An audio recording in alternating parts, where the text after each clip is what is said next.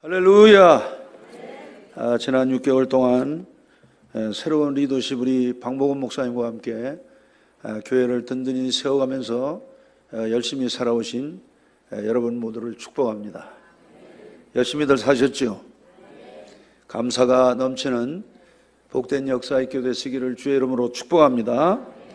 성경 속에는 감사라는 명령이 셀 수 없이 많습니다.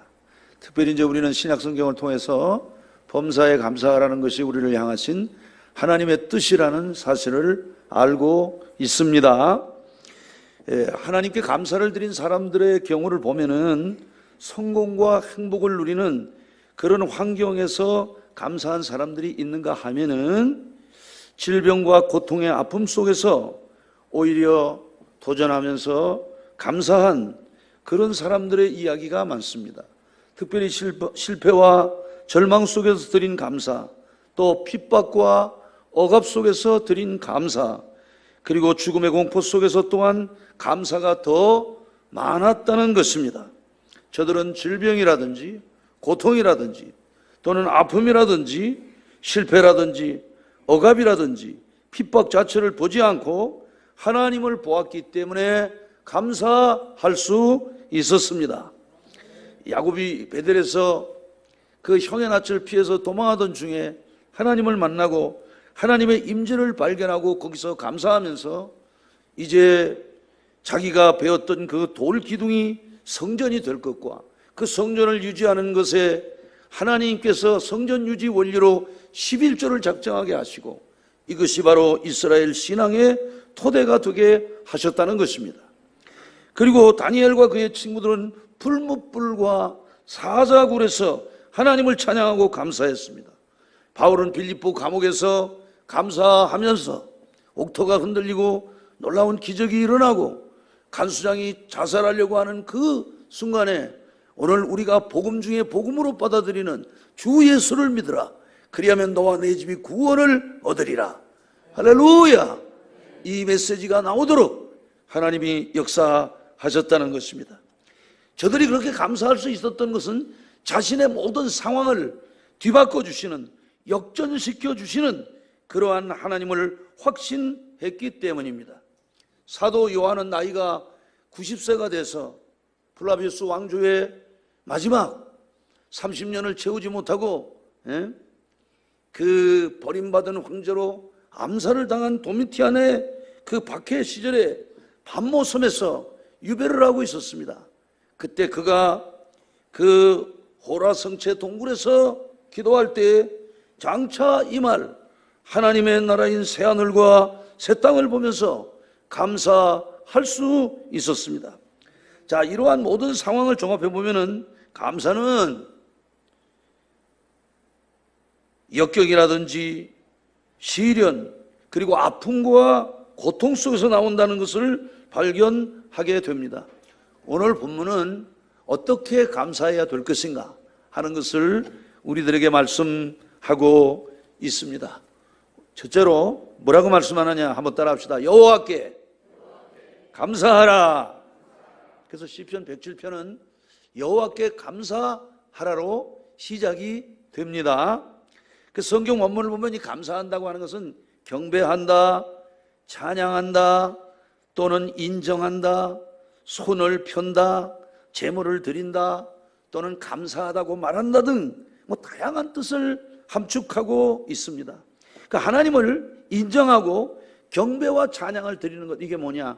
감사입니다. 그래서 하나님은 감사하는 자를 축복하시는 것입니다. 그래서 구약의 경우를 보면은 하나님은 빈손으로 나오지 말라는 것입니다. 출애굽기 23장 15절을 보면은 이렇게 제언을 하고 있습니다. 너는 무교병의 절기를 지키라. 내가 네게 명령한 대로 아비보로의 정한 때에 이래 동안 무교병을 먹을지니 이는 그 달에 내가 애굽에서 나왔습니다. 빈손으로 내 앞에 나오지 말지니라. 빈손으로 나오라? 아닙니다, 여러분. 항상 하나님 앞에 예물을 가지고 나와야 됩니다. 또 출애굽기 34장 20절을 보면은 이렇게 정언하고 있습니다. 나귀의 첫 새끼는 어린 양으로 대속할 것이요 그렇게 하지 아니하려면 그 목을 꺾을 것이며 네 아들 중 장자는 다 대속할지며 빈손으로 내 얼굴을 보지 말지니라. 우리가 예배는 하나님의 얼굴을 보는 것입니다. 이 시간에 여러분들이 담임 목사의 얼굴을 보는 게 아니라 하나님의 얼굴을 배우는 이런 은총 있게 되기를 주의 이름으로 축복합니다. 그러니까 빈손으로 제사 드리는 것을 하나님은 절대로 용납하지 아니하신다는 것입니다. 자, 예수님이 자신을 들이셔서 속죄 제사를 완성하신 것도 반드시 제물을 드려야 하는 제사법을 우리들에게 가르치신 것이고 그 제사법을 따르셨다는 것입니다. 그러면 우리가 어떻게 해야 합니까? 그 대답이 로마서 12장 1절의 말씀입니다. 이렇게 증언하고 있습니다. 그러므로 형제들아, 내가 하나님의 모든 자비하심으로 너희를 권하노니 너희 몸을 하나님이 기뻐하시는 거룩한 산 제물로 드리라. 이는 너희가 드릴 영적 예배니라.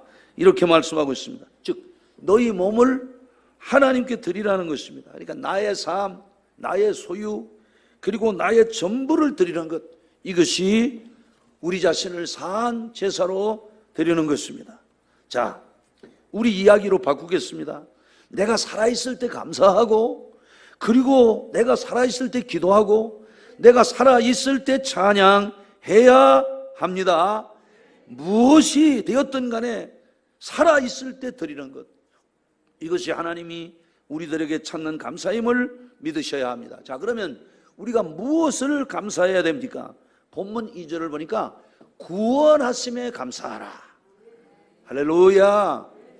정말 이제 세상을 좀 이렇게 살 만큼 이렇게 살아오면서 느끼는 것은 내가 예수 그리스도를 나의 구주로 믿어서 하나님의 사람이 되었다는 것입니다. 즉 복음을 알았다는 거예요. 복음을 알았다는 거. 복음이 뭡니까? 예수 그리스도 아닙니까? 예수 그리스도를 통해서 구원받았다는 것 아닙니까?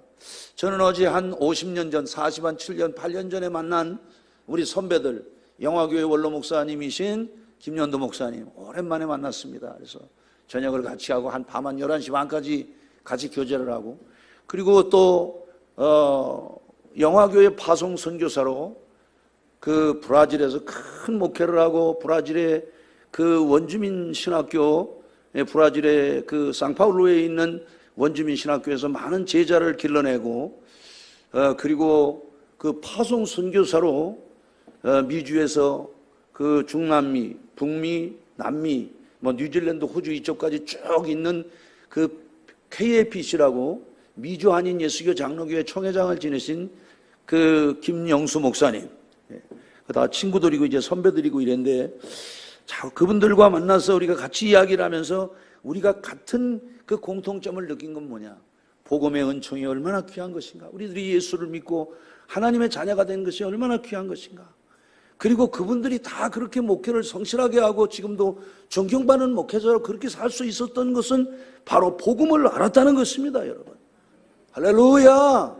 오늘 우리들이 그리스도 예수를 통해서, 복음이신 예수 그리스도를 통해서 사망에서 생명으로, 그리고 그리스도를 위해 살도록 우리에게 주신 이 영생이라고 하는 은사를 통해서 오늘도 권선 제일교회를 중심해서 십자가 튼튼히 붙잡고 날마다 이기며 나아가면서 하나님의 그 아름다운 역사를 이루어가게 하신 그 은총에 감사하는 복된 은혜가 있게 되시기를 주의 이름으로 축복합니다. 오늘 본문 2절은 이렇게 증언하고 있습니다. 여호와의 속량을 받은 자들은 이같이 말할지어다. 여호와께서 대적의 손에서 그들을 속량하사. 출애굽기 14장을 보면은 홍해를 건너게 하시는 하나님의 능력을 보는데, 출애굽기 14장 13절에서 14절을 보면은 이렇게 증언합니다. 모세가 백성에게 이르되 너희는 두려워하지 말고 가만히 서서 여호와께서 오늘 너희를 위하여 행하시는 구원을 보라. 너희가 오늘 본 애굽 사람을 영원히 다시 보지 아니하리라. 여호와께서 너희를 위하여 싸우시리니 너희는 가만히 있을지니라. 홍해를 건넌 저들은 모세의 인도로 우리가 같이 합창을 하듯이 대합창을 하는 것이 출애굽기 15장에 기록이 되어 있는데, 출애굽기 15장 1절을 보면은 이렇게 증언하고 있습니다. 이때에 모세와 이스라엘 자손이 이 노래로 여호와께 노래하니 일렀으되 내가 여호와를 찬송하리니 그는 높고 영화로우시며 말과 큰 그 탄자를 바다에 던지셨음이로다. 즉 여호와는 나의 힘이라는 것입니다, 여러분. 하나님이 여러분의 힘이라는 사실을 믿게 되시기를 축복합니다. 그 다음에는 하나님이 우리의 노래고 하나님이 구원이시다. 그 출애굽기 15장 2절은 이렇게 증언하고 있습니다. 여호와는 나의 힘이요 노래시며 나의 구원이시로다. 그는 나의 하나님이시니 내가 그를 찬송할 것이요 내 아버지의 하나님이시니 내가 그를 높이리로다. 또 6절을 보면은 6절은 이렇게 증언을 하고 있습니다. 여호와여 주의 오른손이 권능으로 영광을 나타내시니이다. 여호와여 주의 오른손이 원수를 부수시니이다. 하나님은 우리의 오른손이 되셔서 우리를 대적하는 자의 허리를 꺾으시고 우리를 공격하는 자들을 막아주시는 그러한 하나님이라는 사실을 믿으셔야 합니다. 이 노래 가사들을 전체로 합치면 뭐냐? 한번 따라 합시다. 여호와께서 우리를 구원하셨다. 그러니까 오늘 우리들이 할 모든 간증이 뭐냐? 주 예수를 통해서, 복음을 통해서 내가 구원을 받았다. 묘한 것은요, 이 복음은 하나님의 은총이고 예수 그리스도를 말하는 것인데, 복음이 우리의 심령에 임하는 그 순간에 우리 인생의 모든 방황이 끝난다는 사실입니다. 할렐루야! 그래서 우리가 신약 성경도 복음을 말하는 것입니다. 그리고 성령이 오신 거지요. 그리고 이제 로마서를 이야기하잖아요. 그 로마서가 뭡니까? 복음에 대한 것을 말하는 것 아닙니까? 우리가 부름받은 그 사실을 이야기하면서 나 하나님의 종된 나 바울은 복음을 위해서 택장함을 입었으니 이 복음에 관하여 말하면은 선지자들과 사도들을 통해서 증거한 것이다. 육신으로 말하면 다윗의 혈통에서 나셨고 성결의 영으로는 죽은 자 가운데서 부활하사 하나님의 아들로 선포되셨으니 예수 그리스도라. 그러면서 이 복음은 모든 믿는 자들에게 구원을 주시는 하나님의 능력이 됨이라. 그래서 사실은 하나님이 우리들에게 생활을 이렇게 하라고 그렇게 하지 않으신 것입니다. 예수 그리스도를 영접하고 예수 그리스도를 믿으면서 성령이 임하면 우리들의 삶이 변화된다는 것입니다. 이것이 바로 복음입니다. 그렇기 때문에 모든 설교에서 예수가 빠지면 안 돼요. 십자가가 빠지면 안 되고 하나님의 은혜가 빠지면 절대로 안 된다는 사실을 믿으셔야 합니다. 그래서 복음이신 예수의 이름으로 기도할 때 하늘과 땅의 권세가 우리에게 임하고 여러분들의 기도가 하늘 보좌에 상달된다는 사실을 믿게 되길 주의 이름으로 축복합니다. 그들이 바로의 손에서 해방된 것은 뭐 모세의 지략입니까? 모세의 지도력입니까? 절대로 아닙니다. 그것은 하나님께서 하신 것입니다. 여러분. 오늘 우리 장로님께서 기도한 것처럼 우리들이 지금까지 지나온 모든 것들 다 하나님의 은혜로 된 것입니다. 오늘 성경이 우리들에게 말하는 게 뭡니까? 갈 바를 알지 못하고 줄이고 그러는데 하나님이 우리들에게 좋은 성으로 우리를 인도하셨다는 것 아닙니까? 시편 23편의 고백이 뭡니까? 사망의 음침한 골짜기로 다닐지라도 해를 두려워하지 않는다는 것 아닙니까? 그가 우리들을 갖다가 하나님의 전에 영원히 거하도록 그렇게 만들어 주신다는 것 아닙니까? 애굽에서 나온 것으로 끝난 게 아닙니다. 여러분, 우리가 예수 그리스도를 마음으로 믿어 의에 이르고 입으로 시인해서 구원을 받았습니다. 그것으로 끝나는 게 아닙니다. 여러분, 하나님은 그 다음부터 우리를 인도하시는데 40년 그들이 원망과 불평 속에 있었지만 하나님은 아브라함과 이삭과 야곱과의 그 언약 때문에 그 언약을 소중히 여기시고 그들을 보호하시고 인도해 주셨다는 것입니다. 먹을 만나를 주시고, 낮에는 구름 기둥과, 지금도 여러분 구름 기둥이 뭔지 압니까? 햇빛이 쨍쨍 내리칠 때 말이죠. 내리칠 때 이렇게 보면은 그 구름이 있는 곳에는 그늘이 있잖아요. 그늘. 그게 구름 기둥이라는 거예요. 구름 기둥. 지금도 하나님은 우리들에게 때때로 햇빛이 쨍쨍 내리치는 날 구름을 통해서 구름 기둥을 보게 하는 것입니다. 밤에는 사막이 너무 춥잖아요. 그러니까 하나님께서 그 고도가 높은 그 광야길에서 그들을 갖다 또 밤에는 불기둥으로 그들의 몸을 덮여 주셨다는 것입니다. 사실 광야 40년 동안 뭐 나침반이 있습니까? 지도가 있습니까? 안내도가 있습니까? 아무것도 없었다는 거죠. 목적지는 가나안이지만 하나님의 지시대로 가는 길이었습니다. 오늘 우리 권선 제일교회도 마찬가지입니다. 노아의 운전성 없는 방주를 하나님께서 인도하셨듯 하나님의 교회는 성령께서 인도하시는 것임을 믿게 되기를 축복합니다. 그래서 우리가 금요기도회, 성령기도회로 이렇게 모이는 것입니다. 그리고 하나님은 기도할 때 성령을 선물로 주시고 우리들의 삶을 축복하시는, 그래서 하나님을 기억나게 하시고 생각나게 하시고 우리를 진리 가운데로 인도하시는, 우리들의 심령의 배 생수의 강이 터지게 하시는 그런 하나님의 은총으로 인도하신다는 사실을 믿으셔야 합니다. 고난의 성도 욥은 이 사실을 알았기 때문에 나의 가는 길을 오직 그가 하시나니 그가 나를 단련하신 후에는 내가 정금같이 나오리라. 욥기 23장 10절에서 그렇게 말한 것입니다. 특별히 하나님은 그들이 부르짖을 때 하나님은 어떤 일을 하셨습니까? 방황할 때 인도하시고, 할렐루야! 그게 4절 5절에 있는 말씀이죠. 그리고 부르짖을 때 들으신 것입니다. 6절에 보면은 이에 그들이 근심 중에 부르짖음에 그들의 고통에서 하나님께서 건져 주셨다는 것입니다. 그리고 또 하나님은 어떤 하나님입니까? 좋은 것으로 채워주시는, 할렐루야! 최상의 것으로 채워주시는 그런 하나님이셨다는 사실을 믿으셔야 합니다.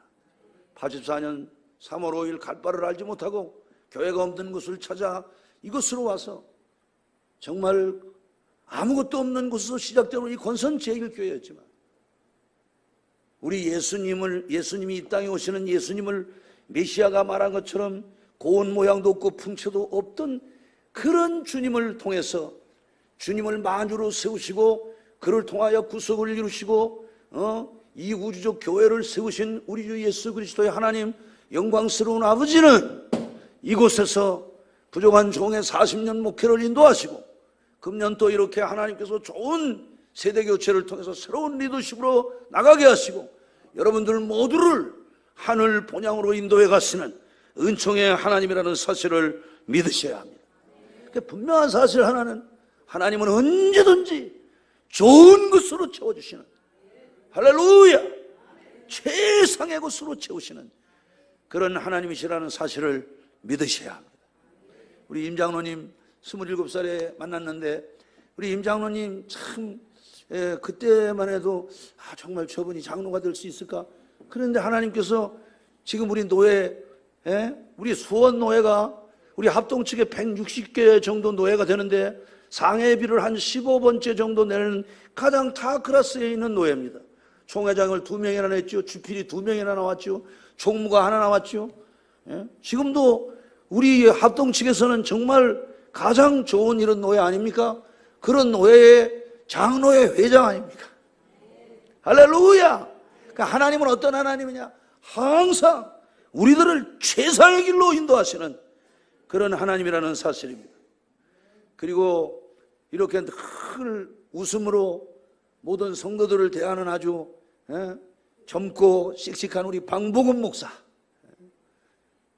이 복음이 얼마나 중요합니까? 그러니까 담임 목사 이름을 아예 복음으로 보냈잖아요. 할렐루야! 하나님은 좋은 것으로 채우시는 그런 하나님이라는 사실을 믿으셔야 합니다.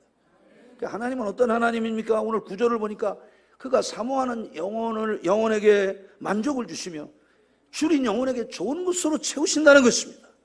사모하는 영혼, 줄인 영혼이라는 말에 기억을, 거기에 우리의 관심을 모두어야 합니다. 신앙은 영혼의 문제이기 때문에 하나님을 갈망하고 사모하는 것은 몸이 하는 게 아닙니다. 사실은 이는 우리의 영혼이, 내 마음이, 속 사람이 주를 향하여 부르짖는 것, 그것을 말하는 것입니다.